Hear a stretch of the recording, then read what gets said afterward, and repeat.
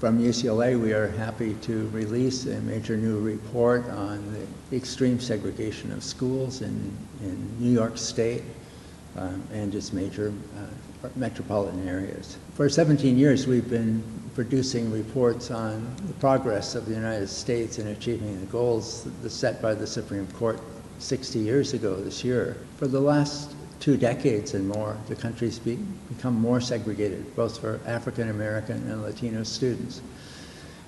Unfortunately, this report that we're releasing today shows that New York City is leading that parade backwards towards extreme isolation in very unequal schools that are segregated by race and by poverty. We are focusing this series of 13 reports on the states of the Eastern Seaboard because segregation in these states has been neglected, both in terms of policy and in terms of research.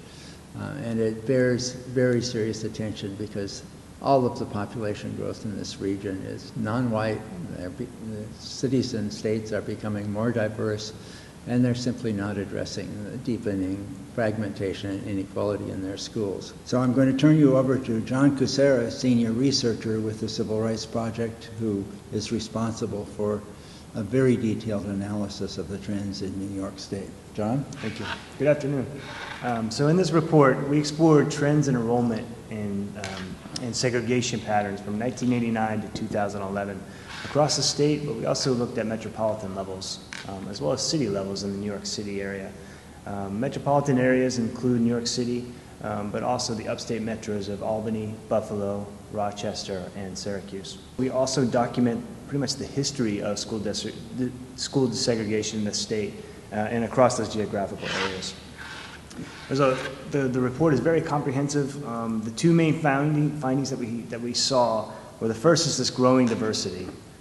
We have across the state and within these areas, we have this growing Latino and Asian proportions, almost nearly a double increase since 1990. With this changing demography and also this lack of diversity-focused policies, we're going to have, which led to the second main finding of our report, is this persisting segregation. And in some contexts, we found an increase. So, for instance, in New York City, we saw an uneven distribution of black and white students in schools across the boroughs since 2000. On Long Island, we saw the uneven distribution increase with white and Latinos in the same time period. For charters, 73% in New York City are considered apartheid schools, which are schools with less than 1% white enrollment or white student body. In magnet schools, we saw the lowest proportion of them were segregated schools, as well as the highest proportion of multiracial schools. Across the upstate metros, close to 90% or above this segregation, the multi-group segregation, is occurring between or among school districts rather than within. So in Albany, for example, we saw 59 out of 65 districts were kind of on these 2 opposite sides of the spectrum in terms of they were either predominantly white or predominantly non-white, not in the middle in terms of being diverse. We also, in the report, show this double segregation, as we like to call it, the Civil Rights Project, between race and class. In Buffalo, the typical white student attended school with 30% poor students. In contrast, comparing that to the typical black student that experienced nearly 73 or 3/4% of poor students in the student body. Throughout the report, we have a variety of tables and figures, as well as an appendix that goes into each metro summary. We also have geographical maps. The first map that you're seeing, it shows the proportion white in households across New York City, overlaid by the location of schools that are predominantly minority or those that are less than 10% white. These data indicate that although neighborhoods are gentrifying, schools, particularly charters, are remaining predominantly non-white, calling for need of diversity-focused school policies. The second set of maps shows the proportion of predominantly minority schools in the Buffalo School District compared with the surrounding school districts from 2000 to 2011. These maps indicate that the majority of schools in the Buffalo district are racially isolated, which is significantly different than the school district, than the neighboring districts in Buffalo.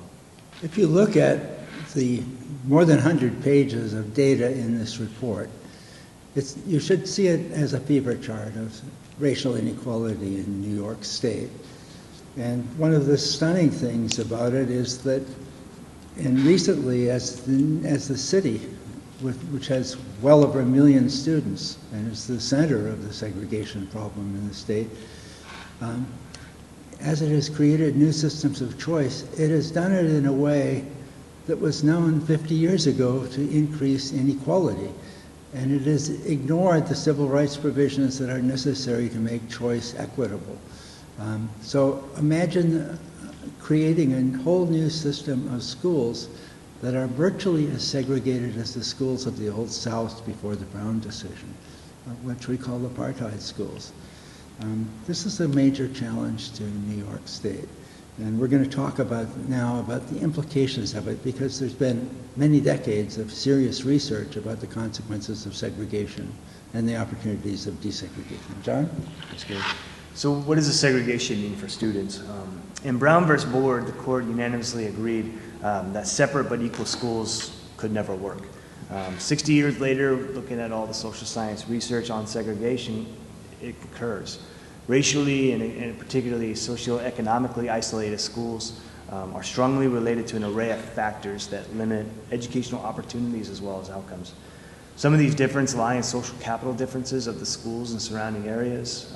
These include the school and the peer climate, better curriculum, more experience and more effective teachers, and greater social networks within and surrounding the schools. And not only are these isolated schools unequal or can be unequal, they're also missing a societal benefit of intergroup contact, especially for a multiracial society or a growing multiracial society like the state of New York. People can look at this and say, well, maybe that's a problem, but there's nothing we can do about it. Our belief is that there is a lot that could be done about it by all levels of government. The federal government could provide incentives to help diverse communities successfully integrate their schools. That the magnet school programs, which when they're properly run are very successful, could be expanded considerably. Since the segregation is so linked in the New York State's extreme fragmentation of its metropolitan areas into dozens of separate school districts, we have to figure out ways to cross those. And Connecticut, New York's neighbor, has already developed more than 60 regional magnet schools that provide a model that New York ought to look at. Because these don't compel anybody to go to school in another district. They create a tremendous educational invitation, which works. Many of those schools have waiting lists of students of all racial and ethnic groups from many different school districts. New York State could do that. In the city, we find that there's been a great proliferation of school choice with virtually no consideration of civil rights and necessities. Choice that is not linked to equity provisions, civil rights provisions, increases inequality.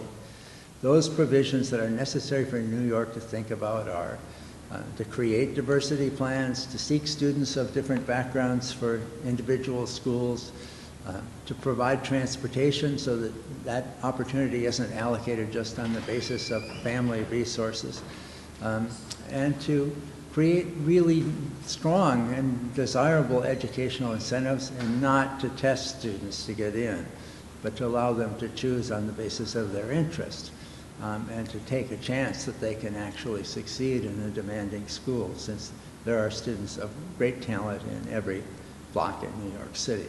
We believe that the collaboration between federal and state and local housing authorities and community development authorities with school authorities could substantially increase the level of lasting and successful integration of both neighborhoods and schools in the city. None of this will happen unless there's a decision to make it happen, but there's much that could be done, and successfully, stably integrated communities and schools are much more successful in many dimensions. This report is complex, comprehensive, and we realize there's going to be many questions now and after people have a chance to really digest the findings and think about their implications. We would be happy to answer your questions now, and we will be happy to answer them later. And so will many groups in New York City and elsewhere in the state that are intensely interested in these issues.